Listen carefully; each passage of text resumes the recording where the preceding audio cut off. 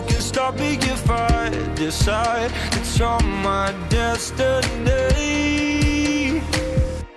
What if we rewrite the stars? Say you were made to be mine. Nothing could keep us apart. You be the one I was meant to find. It's up to you and it's up to me. No one can say what we get to be. So why don't we rewrite the stars? Maybe the world could be ours tonight.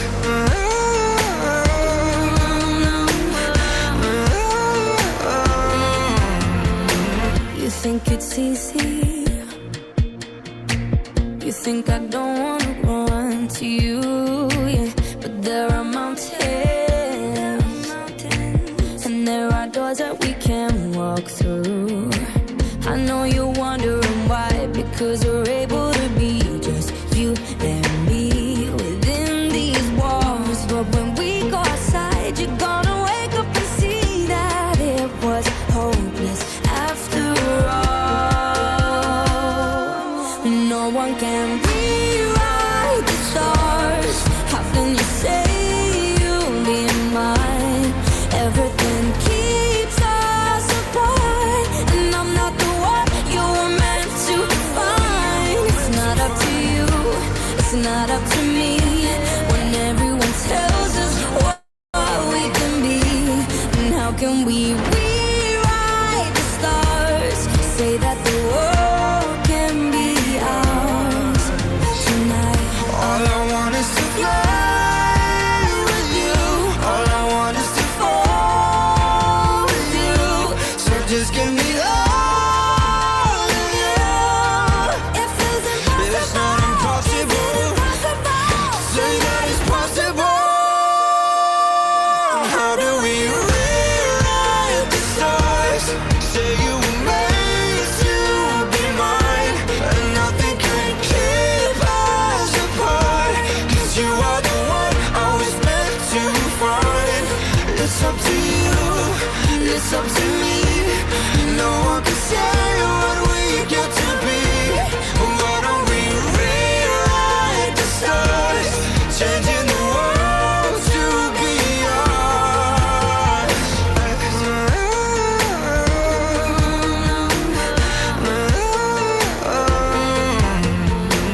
You know I want you. It's not a secret I try to hide, but I can't have you. We're bound to break and my hands are tied.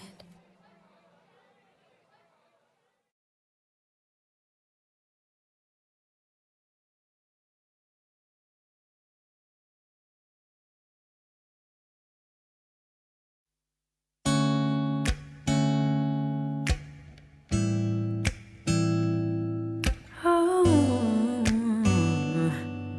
hey. You don't know, babe, when you hold me and kiss me slowly, it's the sweetest thing.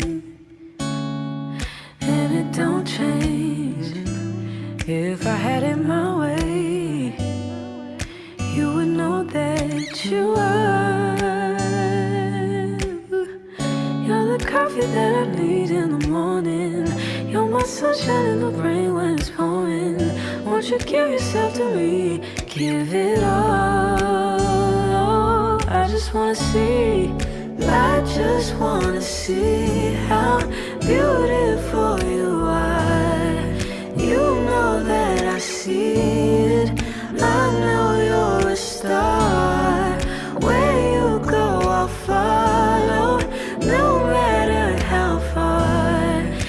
If life is a movie, oh, you're the best part. Oh, you're the best part. Oh, best part. Is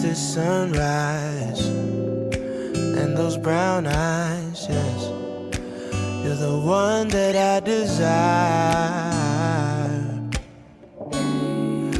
When we wake up and then we make love, it makes me feel so nice. You're my water when I'm stuck in the desert. You're the Tylenol I take when my head hurts. You're the sunshine of my life. I just wanna see how beautiful you are. You know that I see it. I know you're a star. Where you go, I'll follow, no matter how far. If life is a movie, then you're the best part. Oh,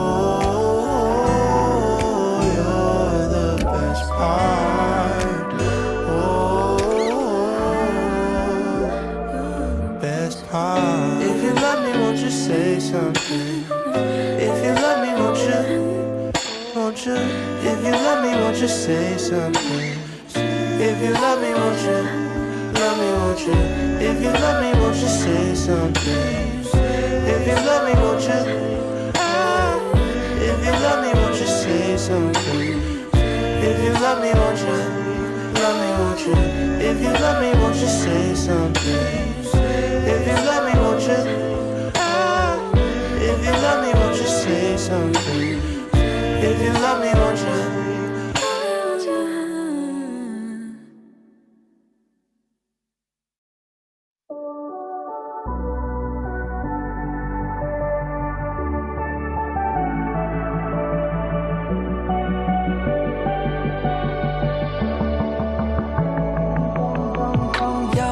Thinks there's always tomorrow. I miss your touch on nights when I'm hollow. I know you crossed the bridge that I can't follow. Since the love that you left is all that I get, I want you to know that if I can't be close to you, I'll settle for the ghost of you. I miss you more than life. And if you can't be next to me, your memory is ecstasy. I miss you more than life. I miss you more than life. Young blood thinks there's always tomorrow. I need more time, but time can't be borrowed. Behind it if I could follow. Since the love that you left is all that I get, I want you to know that if I can't be close to you, I'll settle for the ghost of you. I miss you more than life, yeah. And if you can't be next to me, your memory is ecstasy.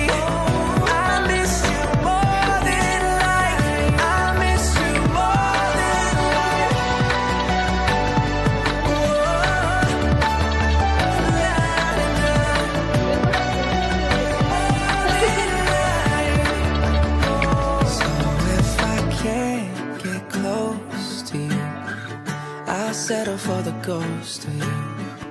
I miss you more than life.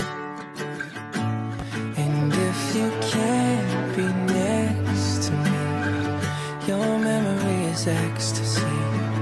I miss you more than life. I miss you more than life.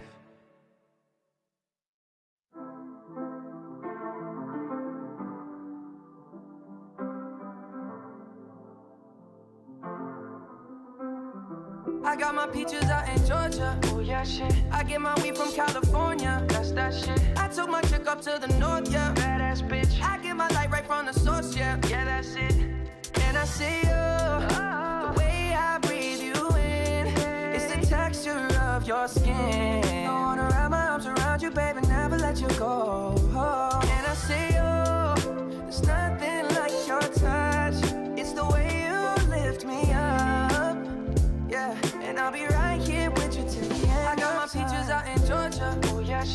get my weed from California, that's that shit. I took my chick up to the north, yeah, badass bitch. I get my light right from the source, yeah, yeah, that's it.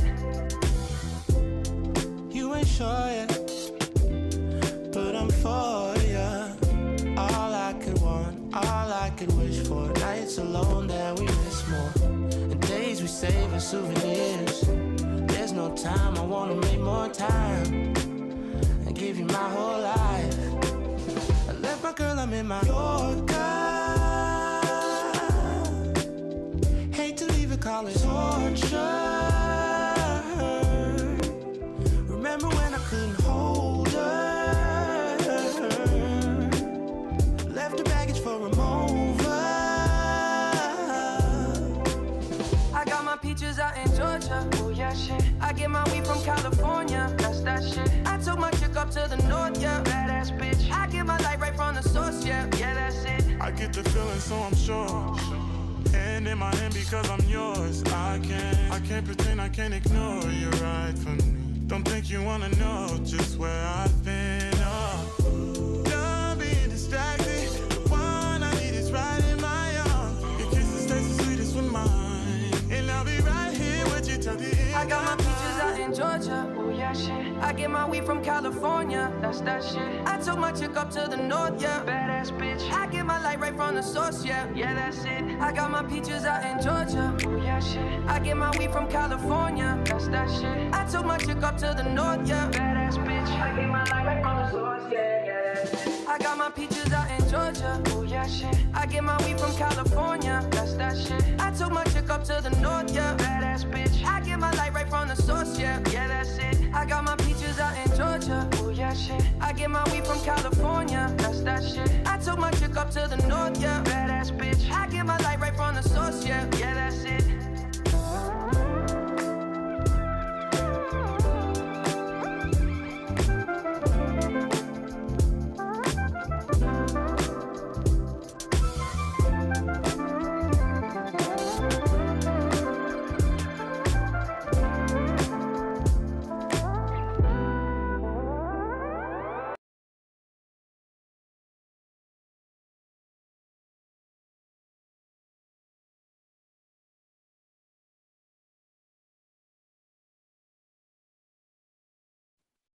Oke, selamat pagi untuk kita semuanya. Sebelumnya, kita mulai? Boleh. Oke.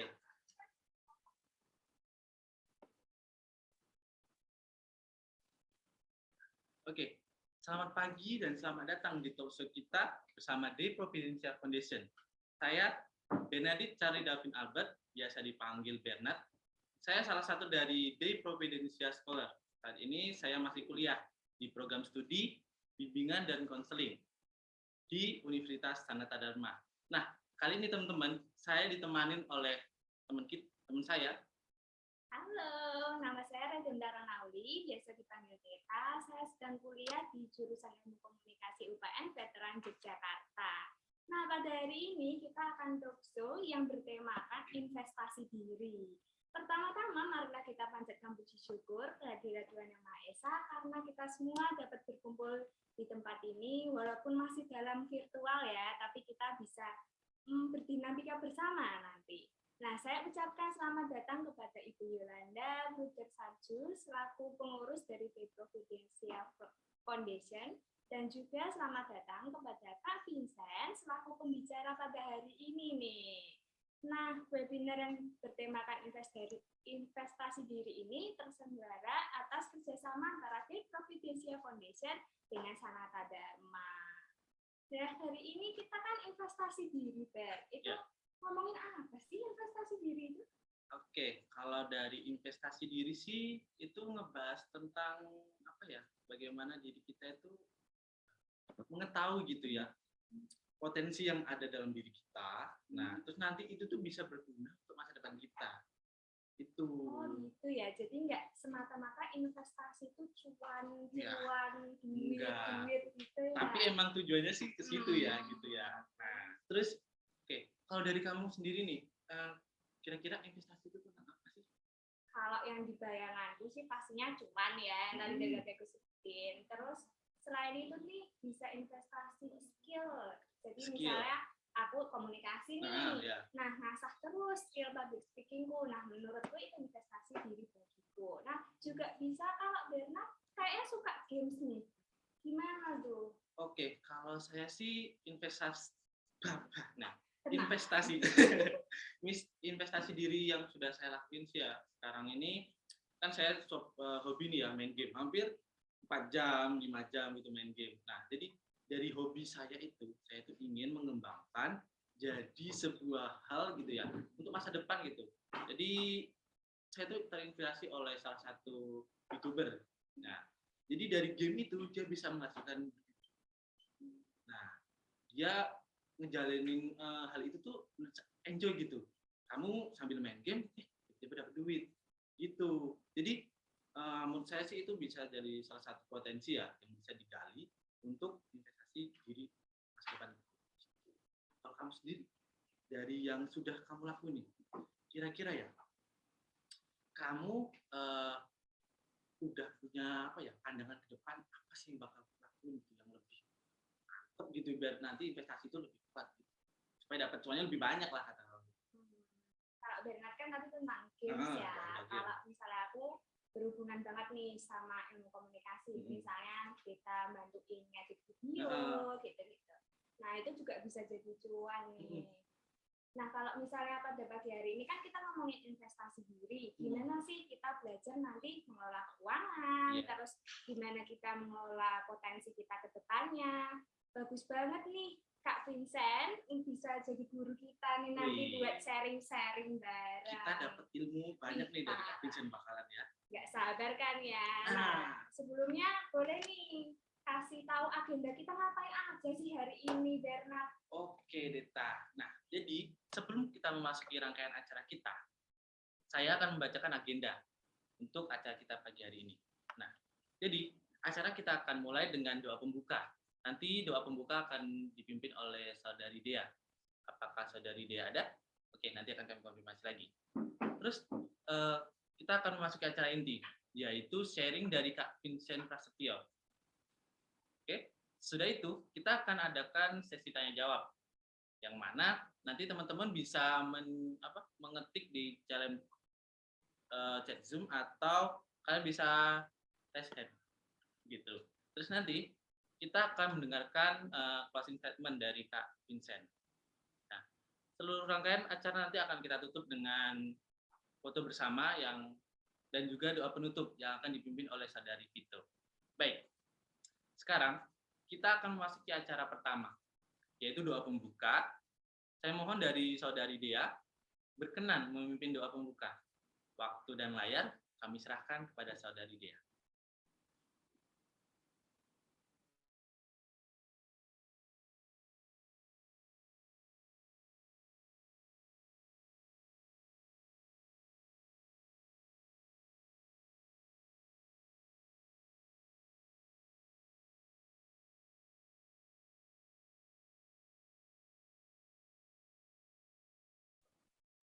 Oke teman-teman, ternyata teman kami Dea belum masuk nih di Zoom. Nah, nanti untuk doa kita ini ya akan dialihkan kepada Suster.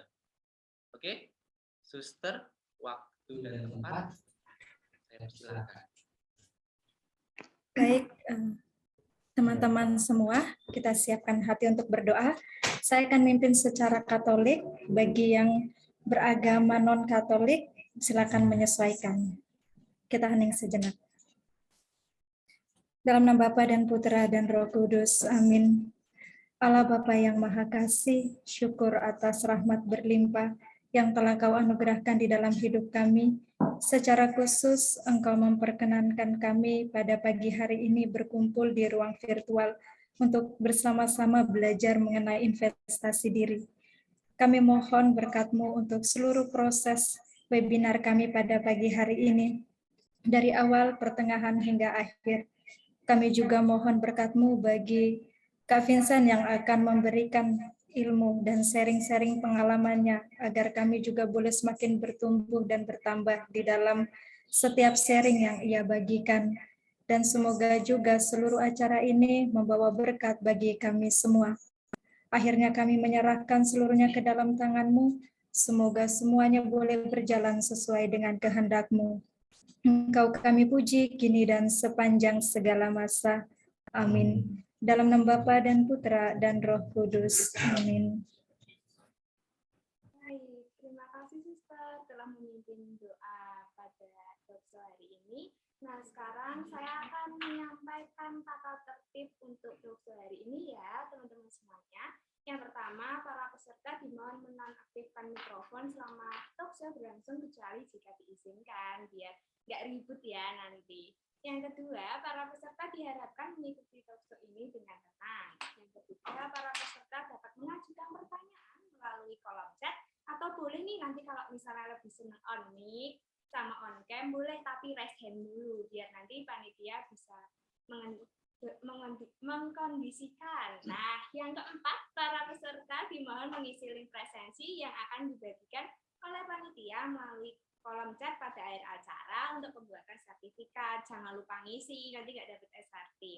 Yang kelima, peserta yang meninggalkan ruang Zoom tanpa mengisi presensi tidak akan mendapatkan sertifikat.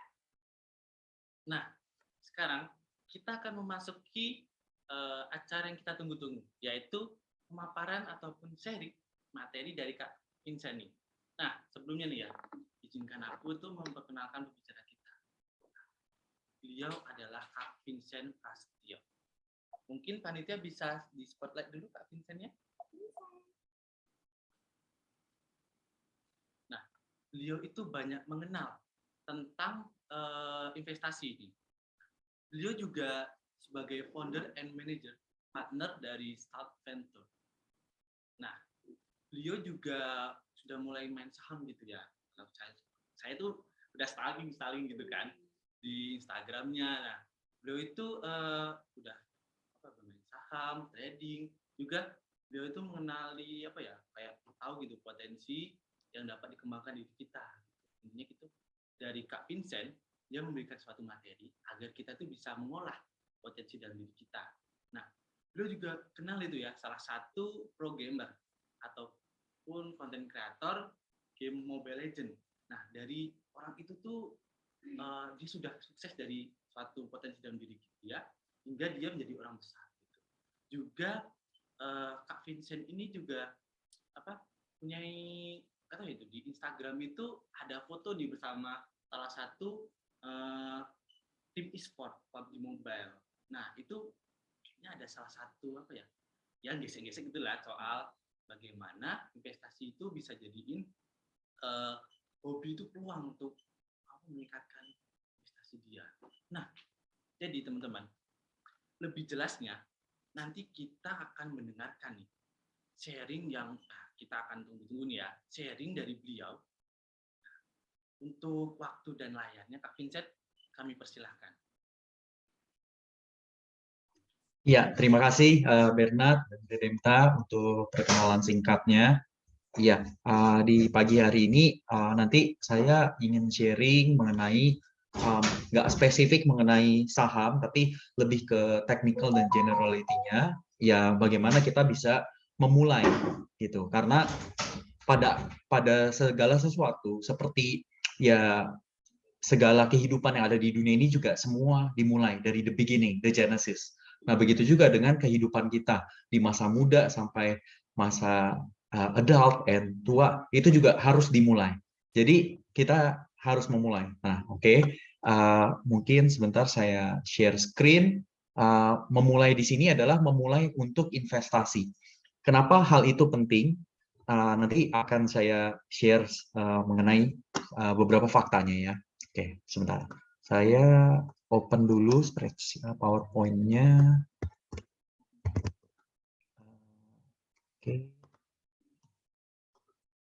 Oke. Ini teman-teman ada kelihatan nggak ya PowerPoint yang saya udah share di sini? Kelihatan, Kak. Oke, sebentar. Saya perlu remove dulu ininya di bawah. Oke. Nah, jadi kenapa sih saya bilang investasi di usia yang sangat muda itu tuh sangat-sangat penting gitu. Nah, jadi kita kan ada 3 fase ya. Yang pertama itu ketika kita masa muda, mungkin di bawah umur 22 tahun. Nah, kita tuh kalau masih umur di bawah 22 tahun, kemungkinan besar kita punya banyak waktu, punya banyak energi, tapi mungkin ya uang ya sedang-sedang aja lah ya gitu. Nah, tapi ketika kita beranjak menjadi dewasa, ketika kita lulus kuliah dan kita sudah mulai memasuki dunia namanya dunia kerja. Ketika kita mulai memasuki dunia kerja, kadang-kadang waktu itu jadi lebih kurang. Tapi plus side-nya adalah kita jadi punya income, punya uang untuk kita spend, untuk kita explore berbagai macam hal. Energi juga masih banyak. Nah, tapi ketika kita beranjak lagi ke kehidupan keluarga dan akhirnya 40-50 ke atas, mungkin kita udah ke sisi yang cukup energinya kurang gitu ya. Jadi dikit-dikit cepat ngantuk gitu kan. Nah, tapi kita punya waktu dan juga mungkin uang juga udah punya gitu.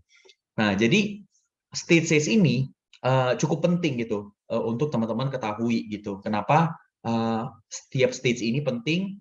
Ya seperti juga itu ya ayat Alkitab ya Pengkhotbah 3 ayat 1, segala sesuatu ada masanya. Jadi ketika kita masih muda juga kita harus enjoy masa-masa muda itu. Ketika kita beranjak menjadi adult life, kita juga harus enjoy masa-masanya. Ketika kita menjadi menua juga kita harus enjoy. Apapun masanya, sedih, senang, ya kita harus lalui bersama dengan Tuhan Yesus juga. Oke. Nah, selanjutnya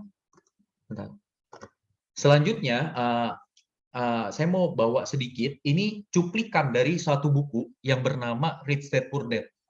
Nah, jadi teman-teman nanti kalau misalnya belum pernah baca bukunya, I would recommend very highly untuk baca bukunya supaya teman-teman ngerti gitu. Kalau di sini kan kita snapshot singkat aja gitu. Nah, jadi ketika tadi kenapa saya bilang stage itu saya mau jelasin dulu penting. Ketika kita masa kuliah, mungkin kan kita ya masih happy-happy ya kan, berteman, olahraga, cari exploration dan banyak hal ya. Nah, ketika hal itu terjadi, mungkin kan kita belum dapat income. Nah, beranjak mulai lulus kuliah, kita mulai masuk menjadi misalnya suatu pekerja di suatu perusahaan atau apapun yang pada normalnya. Nah, ketika itu terjadi, nah kita tuh ada di sisi sebagai employee. Kita punya job, kita punya waktu untuk kerja jam 9 sampai jam 5 kita dapat income dan kita bisa hasilkan income itu untuk experience a lot of things. Nah, kemudian di sisi yang lain, kalau yang nggak suka kerja begitu, zaman sekarang kan ada yang namanya social currency, yaitu influence. Nah, teman-teman mungkin juga bisa menjadi YouTuber atau apapun gitu, karirnya banyak lah di zaman sekarang.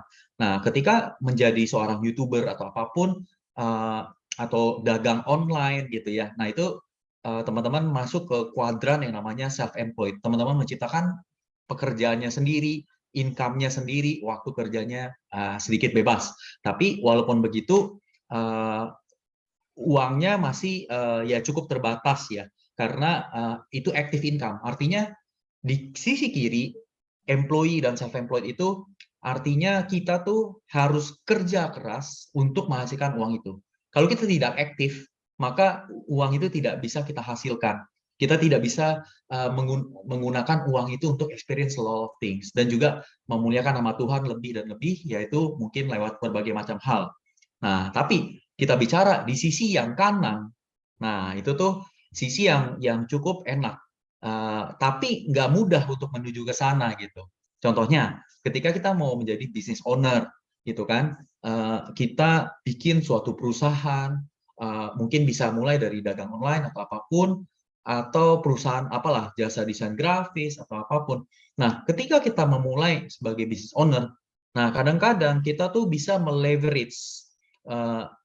Meleverage itu istilahnya kayak kita punya uang, apa yang kita hasilkan itu kita bisa tingkatkan lagi dengan employ, tenaga kerja, dan ujungnya kita bisa naikin level income-nya lagi, cari klien lagi, apa gitu, berbagai macam. Nah, jadi business owner enaknya apa? Segala expenses yang bisa relevant to the business kita bisa pakai, kemudian kita bisa tingkatkan dengan merekrut tenaga kerja yang sesuai.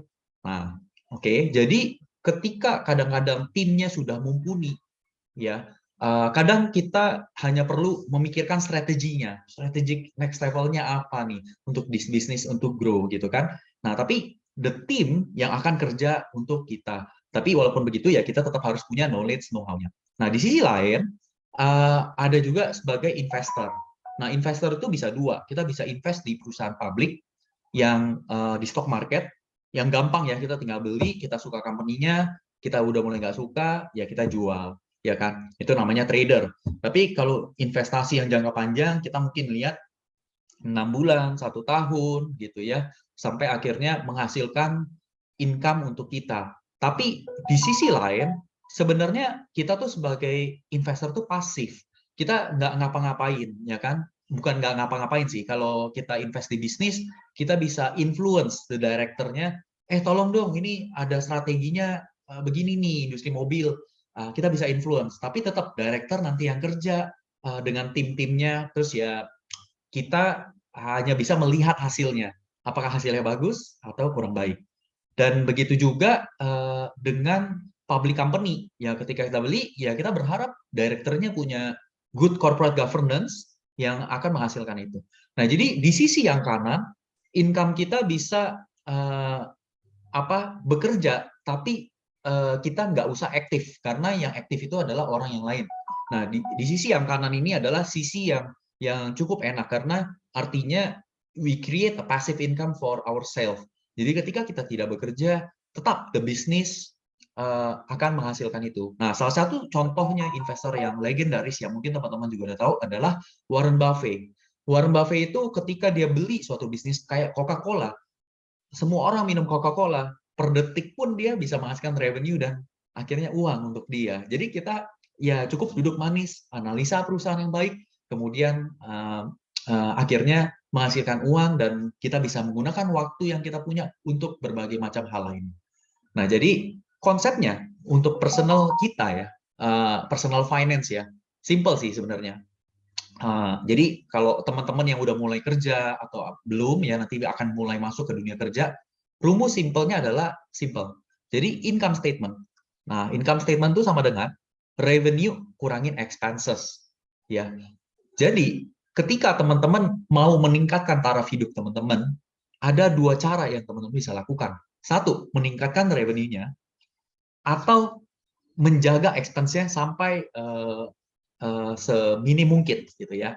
Nah, kalau di sisi revenue, ya kita bisa misalnya pas masa muda kita punya energi yang berlebih, kita bisa kerja 2 atau 3 kerjaan ya, tapi kan energinya habis. Kita kerja keras dengan menggunakan energi kita. Nah, tapi saya lebih suka di sini kita kerja smart, kerja pintar gitu. Karena artinya dengan kita kerja pintar, kita bisa menggunakan resources yang Tuhan berikan ke kita untuk lebih tactical gitu loh. Nah, jadi tapi itu pilihan gitu ya. Tadi kan seperti kita bilang, apapun yang kita punya, kita harus perbesar talenta diri kita.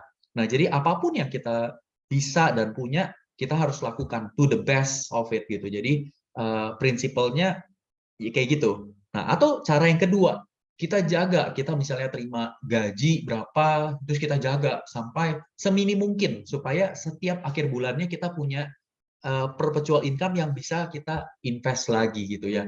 Nah, ini cara hidup yang hemat gitu.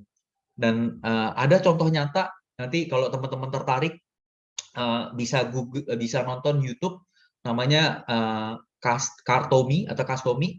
Dia is a real example of a young investor yang saving up a lot of money. Jadi dari gaji 10 juta, dia saving up dengan makan tahu tempe setiap hari for the 1 year or 2 years, sampai akhirnya dia bisa menghasilkan 300 kali lipat dari 7 juta yang dia saving up itu gitu. Nah, tapi ada pengorbanan di situ kan. Makan tahu tempe setiap hari sampai bosan, sampai ini. Tapi after 3 years dia bisa enjoy, nikmatin hidupnya gitu. Nah, jadi kita tinggal pilih untuk personal income kita mau memperbesar kapasitas tangki revenue atau expenses ya. Nah, ini penting untuk teman-teman ini ketahui. Oke. Nah, kemudian ketika kita menjalani hidup ya, kita tuh harus tahu juga gitu. Kadang-kadang prioritas, apakah kita mau menjaga waktu, money, energi, atau apapun gitu. Karena atau juga dengan relasi dengan Tuhan. Karena biar bagaimanapun apa yang kita spend the most of our time itulah yang kita worship gitu. Jadi when we begin the day with the right attitude gitu ya, then the rest of the day will become very good for us gitu. Nah, tapi ketika kita banyak anak muda yang zaman sekarang tuh ya bangun pagi pasti yang kita lakukan tuh langsung HP gitu loh. Cari sosial media atau apa. Nah, itu sebenarnya it's not the proper way to do it gitu ya. Jadi begitu kita bangun pagi harusnya kita mulai bersyukur karena kita masih diberikan kesempatan oleh Tuhan untuk mulai berkarya lagi, untuk belajar lagi, apapun yang kita bisa lakukan hari ini. Nah, jadi walaupun memang ujung-ujungnya kita harus belajar dan melakukan berbagai macam aktivitas, tapi bisa diberikan kehidupan hari itu, kita harus bersyukur dan harus minta kelancaran Tuhan. Nah, di situ makanya saya bilang ini nih gambar sebenarnya dashboard mobil gitu ya. Tapi saya ambil ilustrasinya ini cukup penting buat teman-teman. Jadi ketika teman-teman menjalani kehidupan, ada suatu hambatan, ada sesuatu yang membuat mental teman-teman jatuh. Ingat bahwa kapasitas tangki kita, kalau misalnya kita lagi ada goncangan atau itu, berarti mungkin ini nih perlu diisi tangkinya, energinya atau ininya gitu ya. Dengan sharing ke teman-teman bisa juga. Nah, nanti teman-teman yang itu akan membantu. Atau ketika teman-teman mengalami suatu struggle ya, bisa juga mikir bahwa oh mungkin cobaan ini cobaan dari Tuhan karena Tuhan ingin memperbesar tangki kapasitas kita. Jadi ingat ya, tadi kan aku bicara mengenai revenue, kita mau perbesar. Nah, aku jujur lebih suka cara yang memperbesar revenue. Tapi seiring dengan itu, kita juga harus memperbesar tangki kapasitas knowledge kita juga. Ketika kita nggak bisa memperbesar tangki kapasitas, maka yang kita bisa terima ya cuma kapasitas 3 gitu. Padahal untuk growing up, kita butuh kapasitas knowledge itu mungkin naik ke 5, naik ke 7, naik ke 8 gitu. Jadi ingat ya teman-teman, ketika teman-teman ada di situasi yang sulit nantinya atau apapun, tetap ingat Tuhan, tetap ingat bahwa maybe itu adalah suatu cobaan untuk memperbesar kapasitas teman-teman. Nah, jadi di sini saya mau bawa satu ayat dulu ya sebelum nanti kita mulai materinya, adalah Matius 25 ayat 15 sampai 21. Ini mengenai talenta. Nah, jadi mungkin aku ini aja teman-teman tahu bahwa itu di Matius 25 ayat 15 sampai 21 itu ada beberapa orang yang diberikan talenta. Ada yang 5, ada yang 2, ada yang 1. Nah, yang 5 kembangin menjadi 5, yang 2 kembangin menjadi 2. Tapi yang 1 merasa Tuhan jahat gitu. Padahal padahal teman-teman kan gini ya. Jadi yang 1 itu dia nggak kembangin, dia tanam dalam tanah. Berarti kapasitas dia tidak berkembang.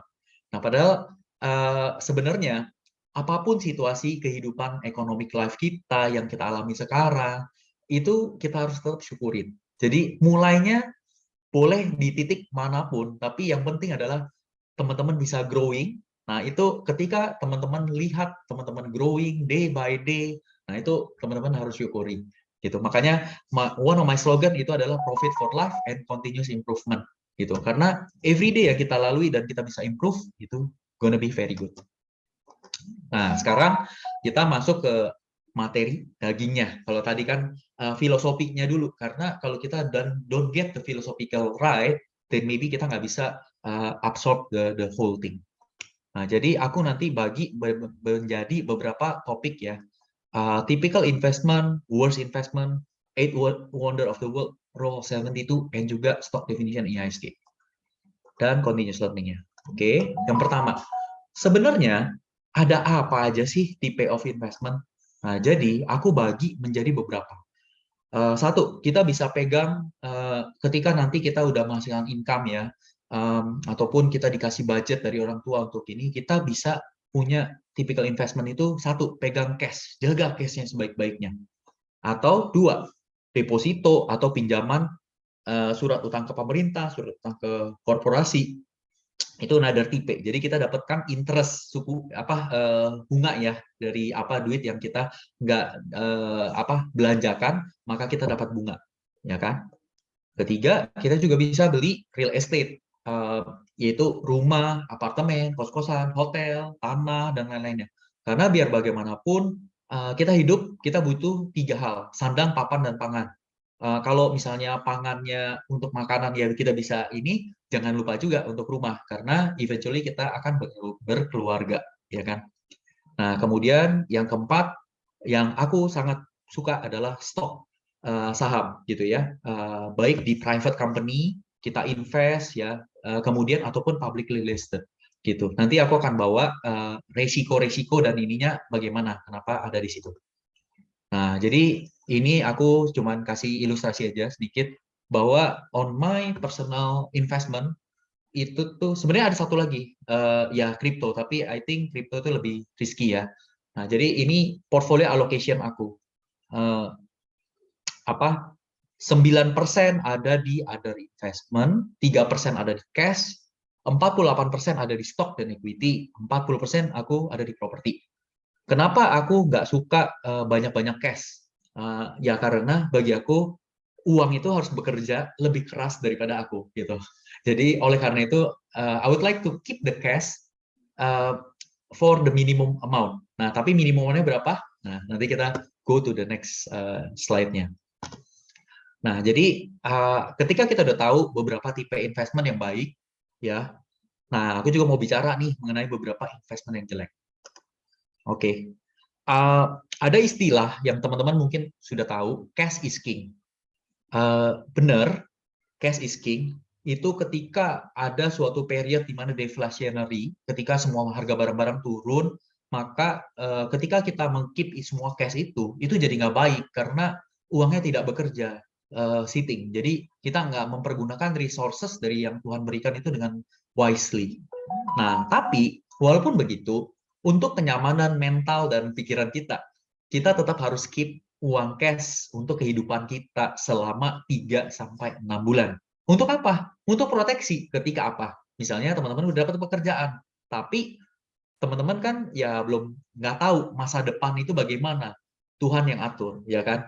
Apakah 6 bulan kemudian perusahaan yang teman-teman bekerja ternyata tidak begitu baik, ya kita harus persiapkan, kita harus pindah ke company lain, cari company lain, atau sektor yang kita dagangkan menjadi kurang baik, ya kita harus cari. Nah, cari idea atau apa itu butuh waktu. Makanya for the sake of our sanity, kita butuh 3-6 bulan. Ini in my personal opinion. Jadi walaupun I like cash is king, tapi kita cukup 3-6 bulan. Nah, kemudian ada satu konsep yang namanya inflasi ya. Jadi ketika kita punya uang 1 juta rupiah di titik sekarang, itu tuh lebih berharga dibanding 1 juta rupiah 3 tahun kemudian. Kenapa? Karena ada inflasi. Nanti kita bawa ilustrasinya ya di McDonald Index. Nah, nanti seru deh. Nah, jadi ketika ada inflasi, itu tuh menurunkan daya beli kita gitu. Nah, jadi itu terjadi tuh 1 minggu lalu atau 2 minggu lalu tuh ada demo besar-besaran gitu loh mengenai minyak goreng naik, apa segala semua naik kan bahan baku. Nah, itu melemahkan daya beli masyarakat. Nah, jadinya jadi pada demo gitu. Tapi for us kita sebagai ini harusnya kita ini lebih smart untuk ngapain demo-demo buang waktu. Mendingan kita pelajari beberapa hal yang lain supaya kita bisa nggak kena inflasi ini gitu kan. Nah, kemudian yang keempat yang paling penting adalah kalau kita nggak invest di diri kita sendiri, nah ini yang paling parah gitu. Jadi apapun profesi teman-teman nanti gitu ya, yang teman-teman mau jadi ya, dan apapun yang teman-teman mau pelajari tetap berkembang. Jadi ketika teman-teman lulus kuliah, jangan anggap itu sudah selesai pembelajaran. Justru the real adult life itu baru mulai di titik situ. Jadi teman-teman harus tetap gali, harus tetap haus dan hungry akan knowledge gitu ya. Walaupun bukan hanya knowledge duniawi, tapi knowledge rohani juga harus tetap supaya tetap terjaga. Nah, jadi istilahnya invest in yourself ini perlu supaya kita nggak terombang-ambing kapalnya ketika ada suatu kejadian, kita bisa look back. Oh, misalnya pandemi ya. Pandemi itu kemarin 2020 awal, itu orang-orang selalu berpikir, waduh pandemi nih, wah nggak bisa dagang online, nggak bisa ini, semua ini. Nah, tapi for me, I always believe satu slogan dari Jim Cramer di New York itu, dia bilang, there is always a bull market somewhere. Artinya apa? Ketika ada suatu kejadian, pasti sebenarnya ada suatu peluang. Cuman kita tergantung kita, jeli atau nggak jeli untuk melihat peluang itu.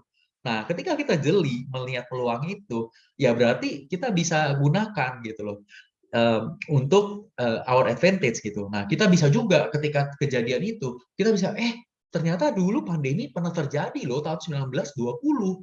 Nah, what happened? Nah, kita baca gitu. Ketika kita baca, kita punya roadmap untuk tahu, oh ternyata kalau gitu begitu. Nah, next thing berarti yang akan terjadi A, B, C, dan D gitu. Jadi bukan kita punya kemampuan superpower untuk memprediksi masa depan, tapi ketika kita membaca, kadang-kadang ada beberapa kejadian yang akan mirip. Nah, maka ketika kita punya knowledge-nya, kita jadi lebih tenang untuk, oh ya tenang aja pandemi, ya nggak apa-apa lah, ya berarti kita harus hadapi gitu. Memang ya mau ketemu orang jadi sedikit lebih sulit dan lain-lain. Nah, ini salah satu ilustrasi yaitu mengenai investasi terburuk kalau kita pegang cash banyak-banyak. Nah, terutama di era sekarang ini, ya sekarang ini, tahun ini 2022 gitu. Ini ilustrasinya about McDonald Index. Jadi ketika kita punya terima gaji, for example baru lulus ya, terima uang gaji 5 juta rupiah gitu. Nah, dengan 5 juta rupiah, misalnya kita makanlah setiap hari itu 50.000. Berarti kan jumlah meal yang bisa kita beli per hari itu sehari itu butuh 100.000 rupiah dengan 50.000. Berarti kita bisa beli 50 meal. Kita bisa bertahan hidup 50 hari dalam 1 bulan. Berarti kita ada kelebihannya, ya kan? Nah, sedangkan kalau kita hitung dengan inflasi 5%, misalnya anggap aja lah gaji kita nggak naik karena si bos ya kurang begitu murah hati gitu ya. Bisa terjadi loh, karena kan kenaikan gaji itu tergantung kemurahan hati bos juga. Walaupun ada UMP lain-lain, cuman kan kalau udah yang di atas beda. Nah, jadi dengan gaji 5 juta, harga meal kita jadi naik jadi 52.500. Maka meal yang kita beli jumlahnya berkurang jadi 47. Dan selanjutnya berkurang terus dan berkurang dan berkurang. Nah, begitu juga apalagi kalau inflasinya lebih tinggi, misalnya 10%, jumlah makanan yang bisa kita beli cuma 45. Artinya kalau jumlah hari ada 30, kelebihan kita tinggal 15 hari gitu. Nah, oleh karena itu ketika kita tahu bahwa ada namanya inflasi, ya berarti kita harus kalahkan inflasi itu. Nah, saya mau bawa satu hal. Ini ada suatu keajaiban dunia ke-8. Mungkin dari beberapa teman-teman udah tahu, ini diciptakan oleh seorang ilmuwan saintis yang bernama Albert Einstein. Simple konsep, tapi pemakaiannya very very powerful. Jadi Albert Einstein pernah berkata bahwa compounding interest atau bunga berbunga itu adalah suatu keajaiban dunia ke-8. Dan siapapun yang mengerti hal ini akan mendapatkan reward-nya. Dan siapapun yang tidak mengerti akan membayarnya. Artinya apa? Oke. Konsep simpelnya adalah ketika kita misalnya menggunakan uang kita yang kita dapat untuk hal-hal yang konsumtif dan kita belum punya kapasitas untuk membeli itu. Misalnya kita terima gaji 10 juta lah, for example. Langsung kita mau beli mobil. Langsung kita mau beli rumah atau apa, padahal kita belum sanggup. Nah, artinya apa? Ya kita akan bayar bunga gitu loh. Kalau rumah masih lebih oke karena it is appreciating asset. Tapi kalau beli mobil atau kendaraan yang notabene depreciating, nah itu bisa jadi kita akan membayar later on. Unless mobil atau motor atau kendaraan itu bisa mengimprove kita punya productivity untuk membeli waktu, ya kan? Karena kan tadi kita ukur kan, ada uang tapi waktunya jadi berkurang. Nah, kalau misalnya kita dengan beli mobil atau motor itu bisa menambah waktu, nah itu boleh gitu. Jadi konsepnya begitu ya. Nah, begitu juga dengan siapapun yang nge-save gitu ya. Jadi mengorbankan keinginan belanja-belanja di sekarang untuk masa depan yang lebih baik. Jadi ya dia mulai simpen lah, baik dari bunga deposito atau dia invest. Nah, Artinya dia dapat bunga itu, dan bunga itu bisa compounding gitu. Dari yang 100.000 kita dapat 100 perak, bulan depan udah jadi 110, bulan depan lagi jadi 120. Jadi angka yang kita dapatkan akan bertumbuh. Nah, jadi ini nih konsep yang simple, tapi nanti kita akan kasih ilustrasinya secara simple ya. Kenapa ini jadi penting? Kenapa aku urge banget teman-teman untuk mulai secepat-cepatnya untuk berinvestasi. Walaupun hal itu tetap harus dinikmati dengan mindset yang dingin. Artinya ketika kita memulai ya nanti ya, even kita memulai, harus belajar dulu ilmu leher ke atasnya. Karena kalau enggak nanti jadi kapok, jadi apa gitu kan. Nah, jadi ini ilustrasi simple ya, teman-teman. Aku bawa dua. Adalah satu ini adalah seorang yang bernama Amir.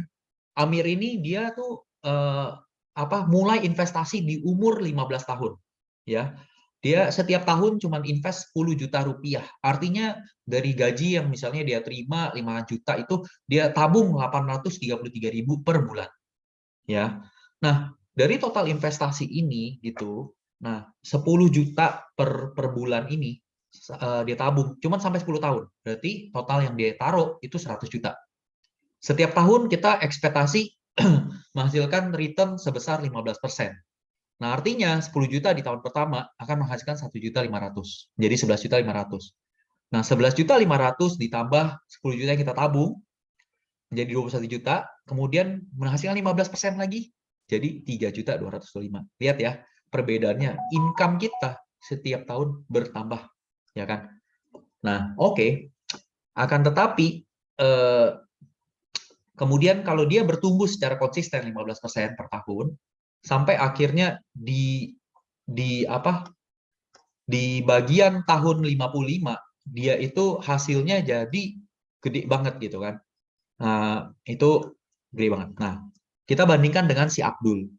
Abdul ini mulai investasi itu di usia 26. Jadi 10 tahun lebih telat dibanding si Amir yang temannya, karena dia nggak aware bahwa dia harus investasi. Nah, oke lah, di umur 26 dia mulai investasi.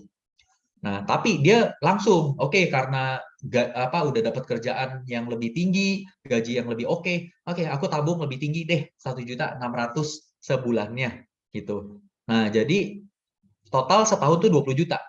20 juta dia 15%. Nah, tapi dia tabung itu 20 juta itu selama dari umur 26 sampai umur 55, umur pensiunnya. Berarti dia tabung selama 30 tahun ya. 30 tahun. 30 tahun. Berarti total duit yang dia perlu keluarkan itu adalah sekitar 600 juta ya. Nah, jadi si Amir tadi invest 10 juta per tahun, total 100 juta, umur 15 sampai 25. Dia dapatkan nanti di akhir tahun 56 itu 18,54 miliar rupiah. Naik sebesar 185 kali. Sedangkan Abdul yang invest 20 juta per tahun tapi mulainya 10 tahun lebih telat, itu ini salah nih, mestinya 600 ya. Dapatnya 9,99 bio, berarti naiknya 15 kali doang. Bedanya ada nolnya 1 ya, 10 kali lipat lebih banyak gitu. Nah, jadi ini ilustrasi simple mengenai keajaiban dunia ke-8 ini. Jadi ketika teman-teman berada di usia yang sangat muda, mulailah. Nah, tapi mulainya bisa nggak harus langsung. Baca buku dulu, kemudian ketika udah mantep, bisa main virtual simulation dulu, pakai uang virtual. Ketika udah mantep lagi, baru coba gitu. Karena itu mentalitasnya berbeda gitu ya untuk invest dan berbagai macam. Tapi ketika teman-teman nggak mulai, nah ini bedanya jauh. 185 kali naiknya, 1 cuma 15 kali atau 20 kali gitu. Jadi naik sih, tapi beda pengalinya gitu. Nah, terus aku mau bawa lagi suatu rule of simple gitu ya. Rule of 72.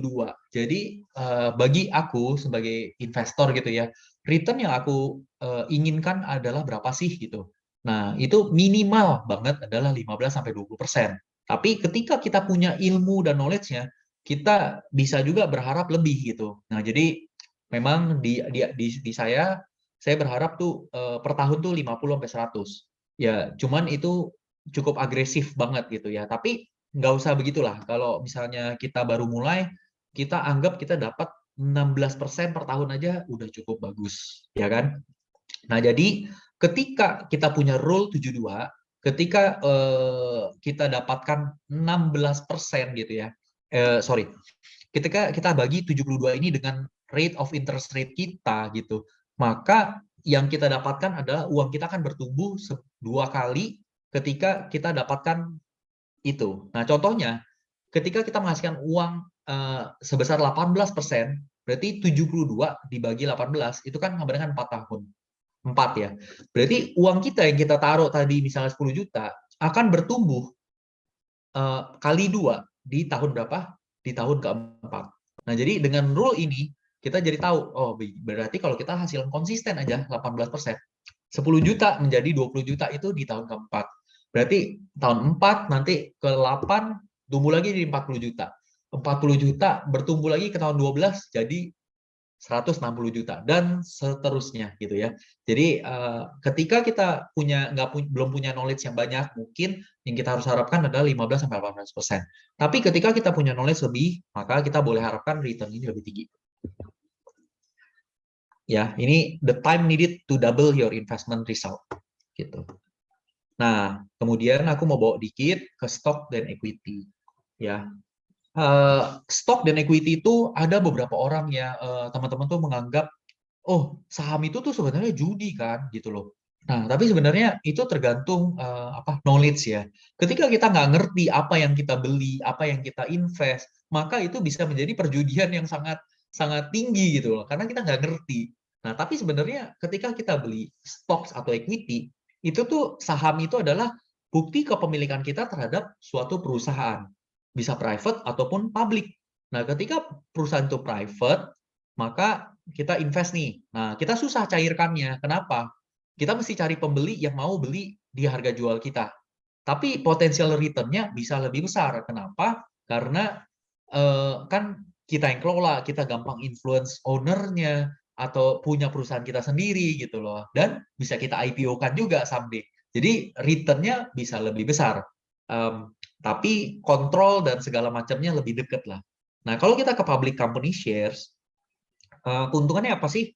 Itu lebih gampang kita liquidate. Liquidate itu tuker gitu ya, tuker antara saham dengan uang atau sebaliknya, tuker uang dengan saham.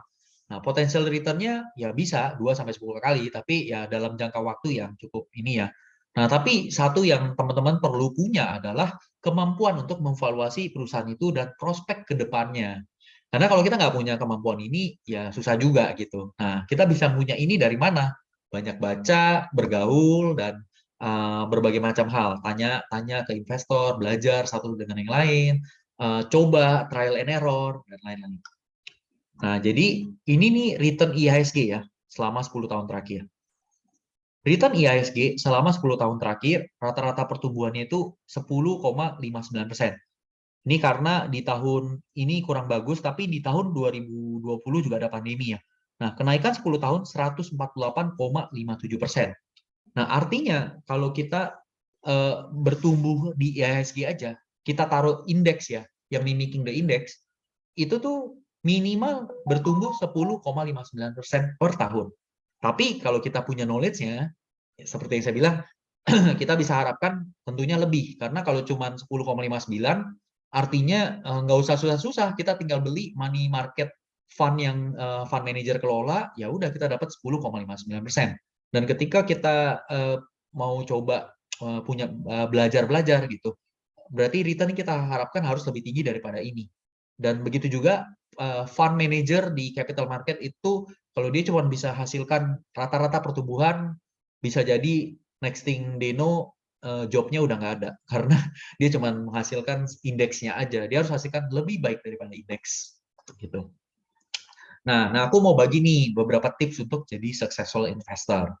Nah, jadi satu, kita harus punya yang namanya winners mentality dan selalu menganggap underdog story. Nah, ini kan dua hal yang bertolak belakang ya, winners mentality dan underdog story gitu. Nah, artinya apa? Ketika kita berhadapan dengan setiap hari kita mulai gitu ya, kita harus merasa diri kita itu adalah pemenang. Ketika kita punya mental pemenang, kita akan jauh lebih confident, dan kita akan lebih percaya diri untuk menghadapi itu. Tapi jangan sampai juga so tahu gitu ya. Nah itu beda lagi gitu. Nah underdog story adalah maksudnya ketika kita menjadi underdog itu sesuatu yang tidak diunggulkan. Tapi kalau underdog bisa menang, nah itu sesuatu yang menjadi luar biasa. Jadi aku selalu menempatkan diriku di yang aku masih jauh nih dari atas. Oke, dan aku harus capai ke sini, ke sana. Nah itu kadang-kadang kita jadi lebih semangat gitu ya. Tapi nggak semua orang punya daya menyemangati seperti ini gitu. Karena kalau goalnya ketinggian, kadang-kadang mereka jadi lebih ini. Nah kalau aku beda, aku memang set goalnya tinggi banget. Nah, ketika aku lihat nanti akhir tahun, nggak tercapai nih, tapi sebenarnya udah bagus juga gitu. Ya udah gitu. This is my underdog story. Jadi aku selalu suka sama yang lemah gitu. Lemah tapi bisa jadi kuat. Nah, itu ini keren. Nah, kedua, ini prinsipal yang cukup penting. Ketika teman-teman nanti menjadi seorang yang misalnya jago di capital market atau apapun di bidangnya, jangan sombong gitu. Nah, ini penting banget gitu. Karena ketika teman-teman menjadi seorang yang sombong, artinya teman-teman merasa bahwa teman-teman adalah yang terbaik. Padahal belum tentu teman-teman yang terbaik dan belum tentu teman-teman akan menjadi yang terbaik selamanya. Oleh karena itu, aku punya satu prinsipal adalah be humble. Kalau enggak, market will humble you down. Nah, jadi kita harus rendah hati. Dengan rendah hati, kita juga punya mindset untuk terbuka. Ketika ada knowledge baru, kita menjadi istilahnya jar half empty atau full, setengah empty atau setengah full kan. Nah, jadi kita bisa lebih terbuka oleh knowledge baru. Oke. Nah, ketiga, selalu make improvement every single day. Dan kalau teman-teman yang belum mulai trading, nggak apa-apa, atau invest. For me, I always keep track of my trade journal atau investing journal. Kenapa aku beli saham ini? Kenapa aku beli ini for today? Itu harus ada alasannya. Dan ketika I make a mistake, I need to review it. Kenapa gitu? What have been done right atau wrong? Nah, begitu juga dengan teman-teman. Ketika teman-teman pengen menjadi sesuatu yang baik gitu ya, teman-teman punya goal yang lebih besar, teman-teman tentuin di awal tahun, tapi every single detail yang itu kalau bisa didokumentasikan, dan every single win kecil-kecil itu akan menjadi sesuatu yang besar. Ya. Nah, aku juga pakai prinsip risk to reward ratio. Jadi risk to reward ratio adalah 1:3. Ketika risk-nya 1, reward-nya 3, nah disitulah aku akan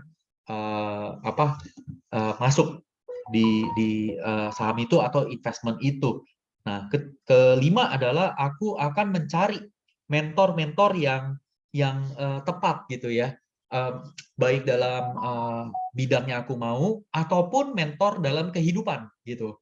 Nah, jadi kalau mentor dalam sisi keuangan ya mungkin ada Warren Buffett, Bill Ackman yang punya long term perspektif, ataupun partner-partnerku gitu kan. Nah, tapi kalau mentor dalam rohani ya mungkin kita bisa belajar dari pastor atau dari pendeta mana atau mana gitu. Nah, itu kita boleh gitu. Dari suster, dari bruder, nah kita bisa belajar gitu. Dan semua pun kita harus terbuka akan hal itu. Keenam, trial and error. Karena setiap dari kita punya emotion factor, punya risk tolerance yang berbeda-beda, maka kita harus trial and error gitu. Coba-coba untuk mengatur kecocokan investment style kita gitu. Ketika kita coba hari ini begini, salah, ya udah nggak apa-apa. It's okay.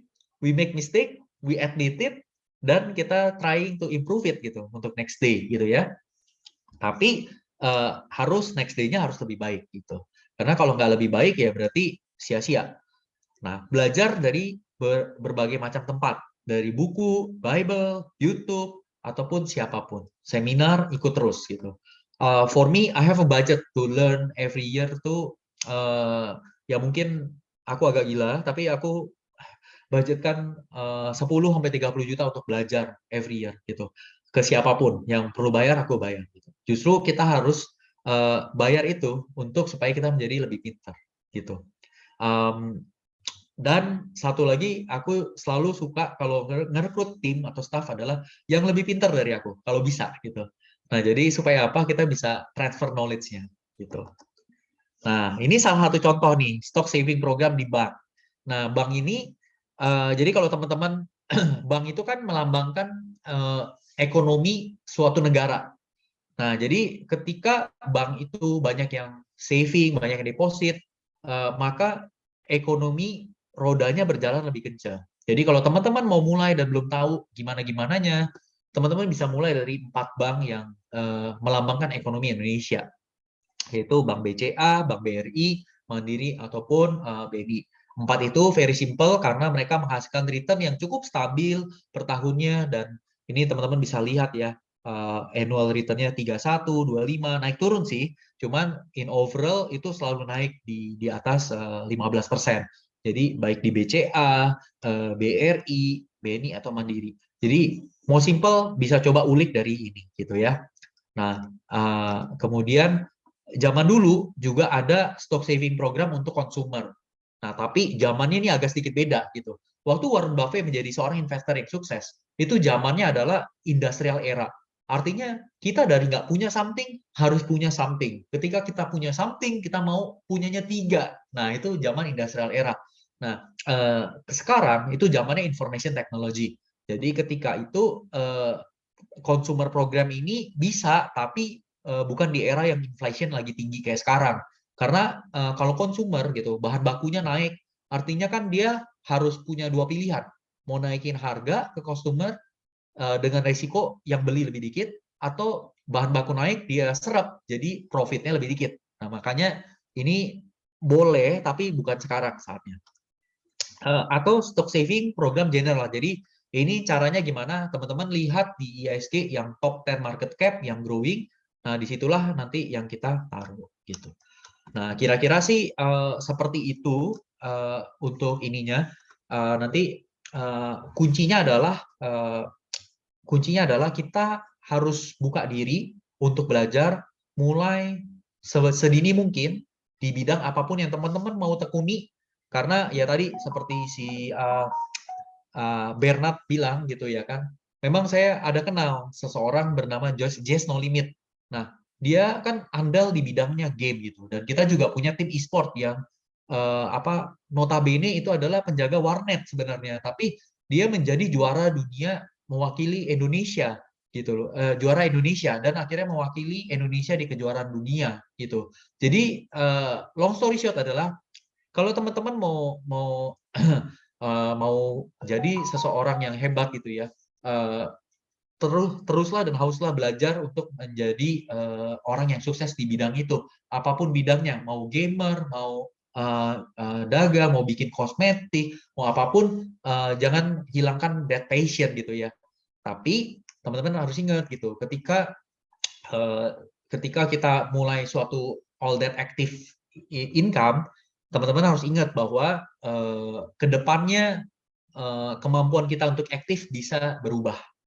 Nah, ketika kemampuan aktif kita bisa berubah, maka yang kita bisa andalkan nantinya adalah kemampuan bisnis kita menghasilkan uang atau kemampuan investment kita menghasilkan uang. Nah, oleh karena itu jangan melupakan investasi ketika teman-teman sudah sukses, karena ketika sesuatu terjadi mungkin investasilah yang bisa menyelamatkan hidup teman-teman juga gitu. Tapi aku nggak bilang harus investasi sedini mungkin gitu. Yang teman-teman harus lakukan adalah investasi ke diri kita masing-masing dulu, ke apa yang teman-teman passionate about gitu. For me, aku dulu awalnya memang passionate untuk menjadi dokter, tapi kemampuan otakku untuk belajar biologi gak cukup sanggup. Nah, terus kemudian aku passionate about programming, ya kan? Aku sempat doing a lot of programming, but I don't like the working lifestyle-nya karena aku suka tambahin feature ini, tambahin feature itu, akhirnya aku nggak keluar-keluar kamar dan programming terus gitu. Nah, tapi ketika aku lihat finance gitu ya, waktu aku kuliah, aku tanya waktu itu, kok lu lagi ngapain nih gitu? Oh, gue lagi trading saham nih. Wah, bukannya kita lagi belajar? Ya, this is I need to do multitasking. Jadi one of this guy itu tuh inspire me, karena kenapa? Dia bisa bayar uang sekolahnya sendiri dari hasil investasi di saham. Dan begitu juga me gitu. Ketika waktu itu I kuliah ke luar negeri, ternyata uang yang diberikan orang tua tuh nggak cukup. Jadi di tahun kedua, I already need to work gitu to funding my education. Nah, jadi kita di sini bersyukur bahwa orang tua kita masih banyak yang cukup dan memadai, tapi jangan sia-siakan itu dan jangan sia-siakan waktu untuk terus belajar dan improve diri. Kira-kira gitu. Terima kasih banyak Kak Vincent atas sharingnya ya. Pastinya sangat bermanfaat buat kita semua. Investasi itu mulai sejak dini ya, Benar Ben. banget. Nah, aku ingetin lagi nih, teman-teman bagi yang mau tanya bisa langsung chat di kolom chat. Kalau misalnya mau ngomong, raise hand aja. Nah, tadi Bernard udah bisik-bisik aku, padahal udah kepo nih, udah banyak pertanyaan banget. Boleh Bernard? Oke. Di sini Kak, saya tuh ingin bertanya nih, mulai dari Kak Vincent dulu nih ya. Nah, pengalaman dari Kak Vincent ini, selama berinvestasi kan menarik nih ya, menjanjikan juga untuk kita semua nih. Untuk bagi kami para kaum muda kan, untuk beberapa orang kan, wah dia sukses nih. Kira-kira nih Kak Vincent itu ada nggak sih di mana titik Kak Vincent itu down atau jatuh dalam mungkin berinvestasi, atau juga ketika apa namanya Kak Vincent ingin berinvestasi itu di mana gitu Kak? Kami kan ingin mungkin investasi sekarang nih setelah dari mendengarkan sharing dari Kak Vincent ini langsung wah aku pengen investasi nih, kira-kira di mana gitu Kak? Iya, iya.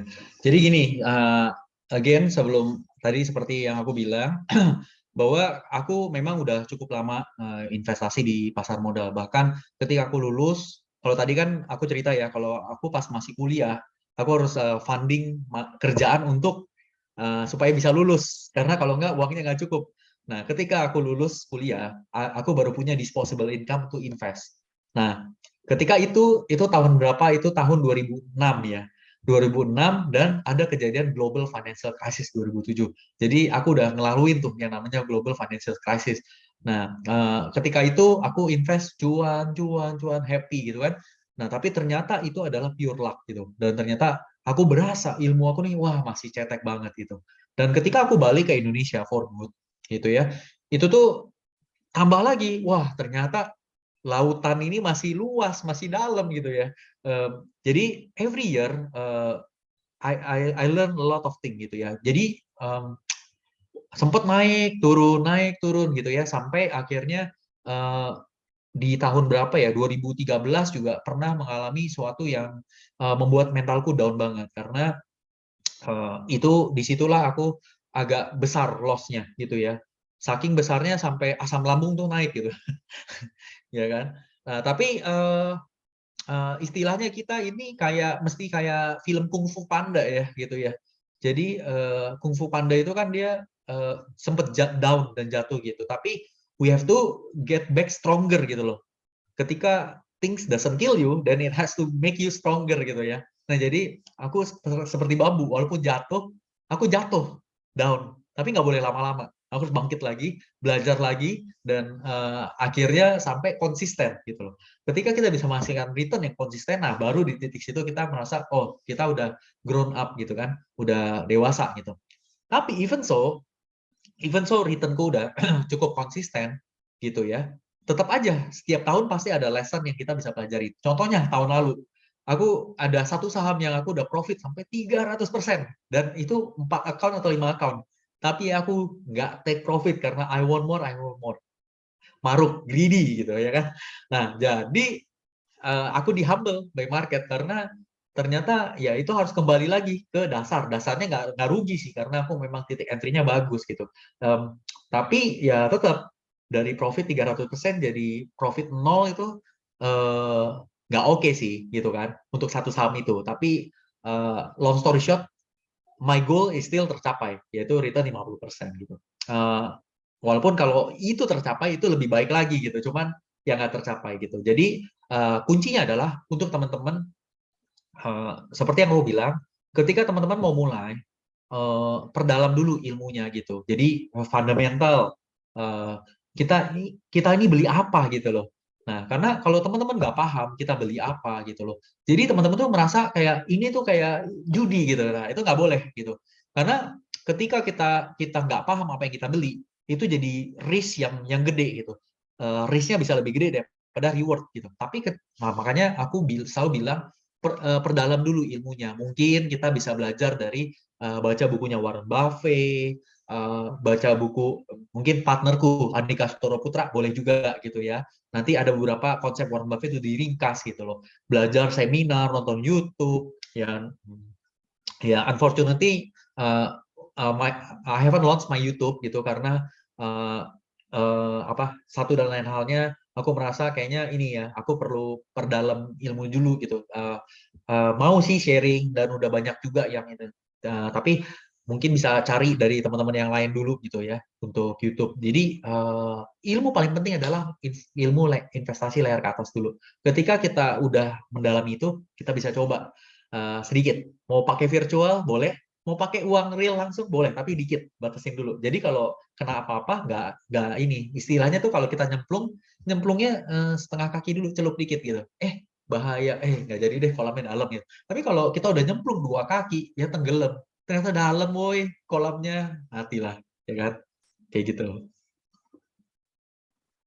Oke Kak, terima kasih untuk jawabannya nih ya. Nah, dari semua itu Kak, kan kita mau investasi nih. Kita masih mahasiswa nih, masih ya mungil-mungil lah Pak. Ya. Nah, kira-kira investasi itu kan pasti butuh uang nih Kak. Betul. Butuh berapa sih kiranya kan investasi juga harus punya modal gede nih. Apakah itu benar menurut Kak Vincent?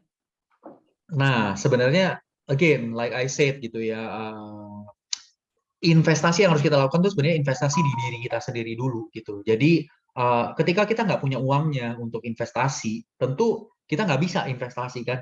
Nah, maka yang kita harus lakukan adalah investasi di apa yang teman-teman passionate about gitu. Jadi misalnya, kita passionate untuk menjadi YouTuber. Berarti kita harus belajar dulu dari YouTube, dari beberapa seminar. Kita bayar dulu itu orang-orang yang punya that knowledge gitu kan. Supaya apa? Supaya kita punya skill dan kita bisa memperbesar tangki income atau tangki kapasitas kita dulu. Terus teman-teman mau jadi digital marketer, lakukan itu. Teman-teman mau jadi pedagang online, ya lakukan itu gitu. Karena zaman sekarang pedagang online nggak perlu modal, kita bisa dropship. Orang yang punya barangnya, orang yang modalin, kita tinggal dropship, main klik dapat uang, ya kan? Bisa juga gitu. Nah, tapi kan itu harus punya know-how-nya. Know-how-nya itu harus baca, belajar sama orang, ya kan? Nah, itu bukan my forte, tapi banyak mentor-mentor yang lain yang lebih expert di situ. Nah, jadi ketika kita udah punya tangki kapasitasnya, kita belajar, mau kerja juga nggak apa-apa kerja. I'm an accountant, jadi waktu kuliah aku perdalamnya tuh menjadi seorang chartered management accountant. Nah, ketika aku punya knowledge itu, maka kemampuanku untuk membaca laporan keuangan jadi lebih dalam gitu. Ketika perusahaan melakukan do things yang aneh-aneh, aku jadi bisa tangkap langsung gitu. Nah, jadi bisa juga gitu. Kalau misalnya memang sektornya accountant, ya perdalam ilmu accountantnya, baca rasionya atau apa gitu. Jadi bisa banyak tipe sih. Tapi yang harus kita lakukan adalah kita harus garis bawah dulu kekuatan kita, weakness kita apa, kita mau jadi apa gitu, goal kita mau apa yang kita mau coba gitu. Kalau memang mau jadi full time investor, ya berarti harus baca buku lebih banyak gitu. Kalau memang kita mau jadi dokter atau apapun, nggak masalah. I have a lot of investor yang di venture capital itu dari dokter, dari arsitek, dari graphic designer, dari macam-macam kok. Jadi nggak harus full time investor like me, tapi can be doing a lot of other things juga gitu. Oke Kak, mau tanya lagi nih, kalau misalnya sekarang ini kan pandemi, perekonomian kan agak turun nih Kak. Nah, itu kita enaknya investasi di bidang apa Kak? Baiknya tuh Kakak ada saran nggak paling bermanfaat investasi di bidang apa? Ini ngomong spesifik gitu ya, pandeminya. Jadi gini, aku mau cerita dikit ya. Kan tadi aku ada cerita bahwa aku selalu bilang, there is always a bull market somewhere kan. Nah, kenapa aku selalu mendalami hal itu gitu ya. Jadi ketika pandemi terjadi, stock market itu pasti down, nggak bisa, kita nggak bisa making money gitu loh. Nah, mau naik juga ya kerek lagi lihat kondisi lockdown apa segala macam kan. Tapi di tahun 2020 aku tetap bisa menghasilkan return yang cukup lumayan. Nah, caranya gimana? Kita baca roadmap ke belakangnya. Waktu itu aku baca di tahun 2020, 1920 itu ada flu. Flu itu baru ditemukan di tahun itu. Nah, ketika kita baca begitu, oh, zaman segitu ada flu, berarti next thing yang terjadi adalah mereka menggunakan, waktu itu bank tuh belum begitu canggih. Nah, mereka menggunakan gold standard. Jadi, dan semua bank sentral itu injek duitnya gitu, bantuan likuiditas kan. Nah, ketika itu terjadi, waktu itu aku langsung mikir, saham susah naik ini. Emas kali ya, yang naik ya. Karena ketika semua negara injeksi uangnya ke money market, maka uang jadi kurang berharga. Maka yang lebih berharga emas waktu itu. Nah, aku main emas tapi yang lebih resiko, yaitu forex. Jadi pakai liquidity, tapi ini not for everybody gitu ya. Karena I started with waktu itu 10 juta dan itu jadi 600 gitu waktu tahun itu. Jadi itu cukup fantastis ya setahun gitu. Tapi itu ada resikonya juga ya, karena aku nggak rekomen ya kalau main forex itu waktunya jadi kurang untuk keluarga, untuk a lot of things gitu. Jadi karena harus ngukur candle gitu-gitu, capek lah. Nah, tapi having said that, ketika udah mulai bulan April, Mei gitu ya, itu tuh kita invest yang di very basic aja kayak tadi bank gitu ya, ke diskon gede kan sampai 40-50%. Pas ekonomi balik dia balik kan gitu. Jadi banking bisa. Nah, tapi for me, I always review economic situation tuh setiap 6 bulan sekali. Karena gini, zaman sekarang tuh zaman yang bergeraknya cepet banget gitu. Jadi situasi waktu tahun 2021 itu teknologi, I invest in technology company sampai bulan Juli itu cuannya paling gede di situ. Ketika bulan Juli ke belakang ada krisis energi kan, sampai Cina hampir kehabisan listrik. Nah, itu kita harus invest switch to energy. Nah, tahun 2022 Rusia sama Ukraine perang. Nah, ketika perang, apa yang terjadi? Komoditas yang dihasilkan oleh Rusia sama Ukraine jadi nggak ada di pasar. Itu apa? Pupuk, amonia, koper, nikel, batu bara, energi, minyak, dan jadi kurang. Nah, oleh karena itu yang naik ya bidang komoditas. Nah, tapi ini kan udah cukup berlangsung lama. Nah, jadi kita nanti harus pelajarin lagi sih sektor apa lagi nih yang menarik gitu. Nah, jadi sektornya always keep rotating, berubah-ubah gitu. Tapi kalau kita punya map yang enak gitu ya, oh situasi ini terjadi, nah apa nih yang akan terjadi, nah itu lebih enak. Aku demennya nyontek ya, jadi itu nyontek dari kejadian yang masa lalu supaya kita bisa prediksi masa depan yang lebih baik gitu ya, kayak gitu sih. Jadi sektornya nggak bisa plek-plek begitu karena sekarang cepet banget berubah gitu ya kan. Tapi instrumennya bisa banyak. Nah, kita tergantung kalau kita punya knowledge-nya, lagi begini, ada yang ini, lagi begini, ada yang lain gitu. Jadi ya gitu aja. Bahkan surat utang pemerintah pun kita sempat untung gede loh, sempat untung 20%. Karena kenapa? Suku bunga turun kan. Ketika pandemi suku bunga turun. Jadi surat utang negara jadi naik harganya karena yang bunganya tinggi jadi lebih berharga. Nah, kita sempat beli begitu juga gitu. Jadi fleksibel sih Depta sama Bernard ya, untuk instrumen apapun ya sesuaikan dengan waktu dan saat yang tepat gitu. Tapi paling penting knowledge sih menurutku. Karena ya aku pun masih keep learning, ya I'm still an underdog lah, ya kan?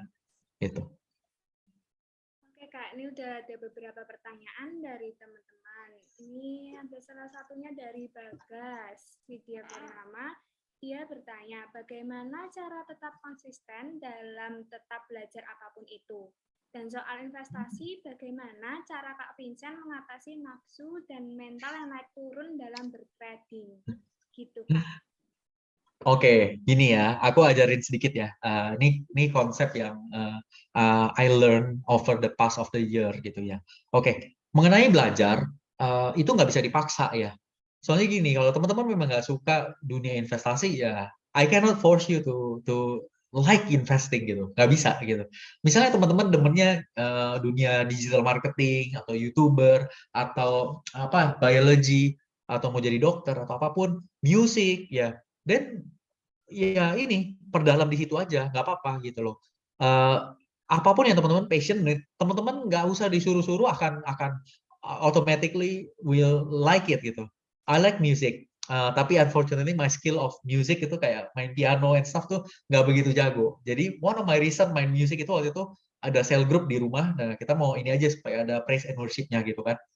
Nah tapi ya tujuannya melayani gitu. Nah tapi tahu nggak teman-teman, ada temenku yang musiker gitu ya, dia bikin waktu terjadi pandemi mau datang ngelesin orang kan susah, nggak bisa dapat income dong. Nah dia jadi gimana, dia rekam pakai YouTube, nih belajar piano online nang nang nang nang nang, nang gitu. Di situ ternyata next thing you know dia dapat income pasif dari YouTube yang ditonton orang, kan nonton piano kan ulang-ulang nih, oh nih gimana nih pencetnya, gimana nih gitu. Nah, ulang-ulang jadi engagement jadi tinggi gitu. Nah itu bisa dapat 10 sampai 20 juta per bulan pasif loh dari video yang dia bikin. Nah, ntar lagu apa lagi gitu. Wah, itu gila sih gitu loh, the power of sosial media gitu ya zaman sekarang. Jadi untuk belajar jujur bebas, terserah teman-teman mau belajar apa ya, tapi dalemin. Dan ingat prinsipalnya si General Electric, when you want to be someone, you minimal harus jadi juara 1 atau juara 2 lah. Jangan lewat dari situ gitu. Tapi jangan juara 1 2 dari belakang ya. Nah, itu nggak baik. Juara 1 dan 2 dari yang depan. Jadi harus be very excellent on it gitu. Nah, untuk investasi gitu ya. Nah, jadi gini, konsepnya adalah teman-teman harus bagi dulu gitu. Berapapun uang yang teman-teman punya, teman-teman harus syukuri. Jadi, mulainya dari misalnya teman-teman punya 10 juta. Ya. Oleh karena itu, for me, kalau uangnya kecil 10 juta, then it is better to concentrate in 1 sampai 3 saham. Gitu. Supaya apa? Supaya return-nya lebih maksimal gitu. Tapi kalau misalnya angkanya lebih gede gitu ya, mungkin kita bisa bagi 25%. Jadi for me, aku nggak cenderung punya banyak saham. Karena for me, saham yang bagus atau perusahaan yang bagus tuh lebih sedikit. Susah dicarinya, kayak nyari jarum di jerami gitu. Jadi apa? Untuk itu, ketika kita nggak tahu yang mana yang bagus, nah kita coba-coba kan. Nah ketika coba-coba boleh ya maksimal 5 sampai 10 perusahaan lah. Nah dari situ ketika target profitnya udah tercapai, jangan lupa ambil profit. Nggak dosa untuk ambil profit. Yang dosa itu kalau rugi gitu. Sorry, tapi itu nggak juga. Rugi boleh gitu. Karena kadang-kadang kita harus cut loss juga. Salah titik entry atau apapun gitu ya. Nah, tapi itu konsep yang aku pelajari. Jadi pertama ya, untuk mengatasi nafsu ya ukur risk reward-nya. Ketika harga saham udah naik terlalu tinggi, ya berarti kita ngambilnya nggak boleh terlalu banyak karena ada potensi turunnya lebih banyak gitu kan. Tapi kita masih mau ambil ya boleh, kurangin size-nya. Misalnya tadi mau ambil 25%. Kita ambil aja dulu bagi 4 atau bagi 2. Jadi tinggal 12,5% atau tinggal 6,25%. Ketika turun, impact-nya nggak begitu ini gitu. Bahkan kalau turun kita bisa ambil lagi gitu kan. Gitu sih. Jadi batasin sih risk reward, money management-nya harus diatur lebih baik gitu. Jadi nggak boleh tuh namanya nafsu-nafsu gitu, nggak boleh. Kita harus atur. Kita punya mental, oke, ya nggak sesuai nih. Ya kita harus cut, ya cut gitu. Rugi, ya rugi, nggak apa-apa. Oh berarti salahnya di sini nih. Dulu kita kurang belajar di sini. Next time harus lebih baik gitu. Jadi gitu sih, ya. Oke Kak, saya terima kasih untuk jawabannya. Semoga dari semua yang sudah kita tanyakan tersebut bisa menjawab beberapa hal yang menurut kita itu itu harus kita tanyakan. Nah, untuk sesi tanya jawab kita sudah selesai. Kita akan melanjutkan pada acara selanjutnya. Baik, terima kasih Kak Vincent atas sharingnya dan teman-teman semua atas pertanyaan yang keren-keren tadi. Baiklah, saya beritahukan bahwa udah ada link presensi ya teman-teman, silahkan diisi dan bisa juga langsung diklik link presensi dan ada survei ya. Panitia tadi sudah mengirimkannya. Lalu kalau jangan lupa juga selalu ini link emailnya agar asertifnya sudah keterima belum. Kalau misalnya belum nanti konfirmasikan ke panitia berikut. Baik, Bapak, Ibu, Bruder, dan teman-teman semuanya, marilah kita langsung ke foto bersama ya, agar kita bisa bersama-sama untuk dokumentasi. Nah, bisa dipimpin oleh Obed. Silakan Obed. Terima kasih buat moderator yang telah memberikan saya waktu. Buat teman-teman semua, sebelum kita mulai sesi fotonya, saya minta kepada teman-teman semua untuk on cam kameranya.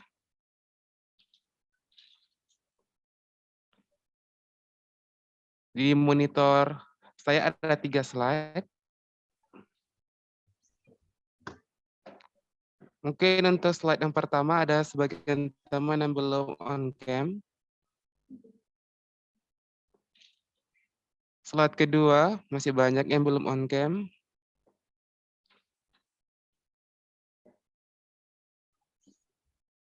Slide ketiga ini masih full belum on cam ya.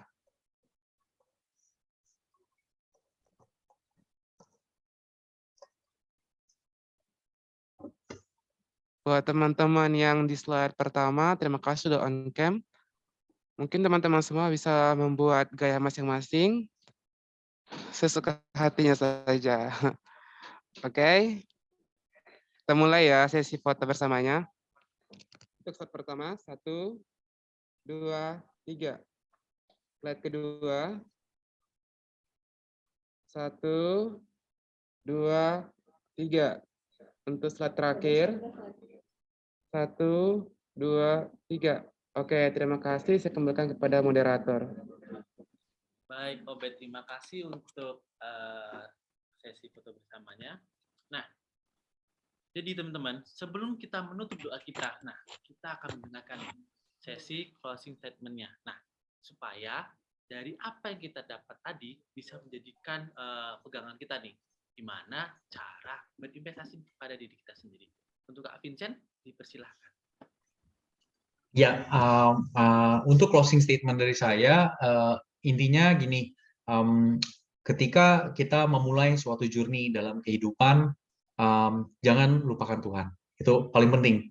Karena Tuhanlah dan yang akan bisa membimbing kita dalam setiap ombak dan badai kehidupan yang kita alami. Dan kedua, apapun yang kita ingin kerjakan, punya suatu goal, ingat teman-teman harus menjadi yang paling baik dan kalau bisa yang terbaik gitu. Dan selalu humble, jangan sombong dan selalu haus akan pembelajaran itu. Dan paling penting adalah investasi ke diri kita sendiri. Karena ketika kita punya knowledge-nya, maka kita bisa menghadapi berbagai rintangan itu dan berbagai badai kehidupan yang akan kita alami. Nah, tapi jangan lupa juga kita harus mulai berinvestasi baik ke diri kita sendiri ataupun investasi secara financially. Supaya apa? Supaya ke depannya kita akan menjadi diri yang lebih baik. Dan anggap juga itu prinsipal yang there is always a bull market somewhere. Ingat, artinya kita harus jeli melihat berbagai macam peluang yang ada di dalam kehidupan kita. Seperti seorang eagle gitu ya, dia ngambilnya satu, set gitu, sniper eye. Nah, oleh karena itu kita juga kalau bisa seperti itu, kita laser eye fokus untuk sesuatu hal yang ingin kita kerjakan, suatu goal yang ingin kita capai, dan ketika itu sudah tercapai, maka kita bisa checklist dan kita menuju ke tahap growth yang selanjutnya. Dan juga jangan lupa perbesar tangki kapasitas kehidupan kita supaya kita bisa menerima berkat dari Tuhan yang lebih banyak. Dan jangan lupa ketika kita menerima berkat, kita harus bagikan lagi berkat itu ke orang-orang yang lain yang bisa kita bagikan. Baik Kak Vincent, terima kasih untuk sesi satunya. Nah, jadi nanti ketika saya selesai webinar talkshow kita kali ini, saya akan mencoba memperbesar nih kapasitas dan diri kita untuk menerima dari Tuhan, juga untuk mendapatkan beberapa ilmu untuk ya investasi untuk masa depan gitu ya. Terima kasih Kak Vincent. Nah, sekarang kita akan masuki acara yaitu doa penutup. Nah, untuk doa penutup ini akan dipimpin oleh Saudara Vito. Apakah Saudara Vito ada? Ya, ada. Oke, silakan. Mari Kak Vincent dan teman-teman semua kita bersatu dalam doa penutup. Doakan saat ini secara Katolik dalam Bapa dan Putra dan Kudus-Nya. Ya Tuhan yang Maha Kuasa, ya Tuhan yang berkuasa di kerajaan surga, terima kasih atas berkat dan limpahan karunia-Mu hingga kami dapat melaksanakan webinar ini bersama Kak Vincent dan mendapatkan ilmu dari Kak Vincent. Tuhan Yesus, terima kasih atas ilmu yang Kau berikan melalui perantara Kak Vincent. Semoga apa yang diberikan dari pengalaman-pengalaman Kak Vincent dan pencerahan dari Kak Vincent semuanya dapat kami terima dengan baik dan menjadi salah satu jalan untuk kami dapat melanjutkan perjalanan hidup kami untuk kedepannya. Doa yang penuh harapan ini kami aturkan dengan perantaraan Yesus Kristus Tuhan kami. Amin. Dalam nama Bapa, Putra, dan Kudus-Nya. Terima kasih. Baik, terima kasih Vito telah memimpin doa. Karena kita sudah benar-benar tiba di penghujung acara, atas nama panitia saya mengucapkan terima kasih kepada Ibu Yolanda dan Bu Sarju yang telah menyelenggarakan talkshow ini. Terima kasih juga kepada Kak Vincent yang sudah membagikan ilmu yang sangat bermanfaat pada pagi hari ini. Ya, benar sekali Deta. Nah, terima kasih juga kepada Bapak, Ibu, semuanya yang sudah mau meluangkan waktu untuk mengikuti acara talkshow kita.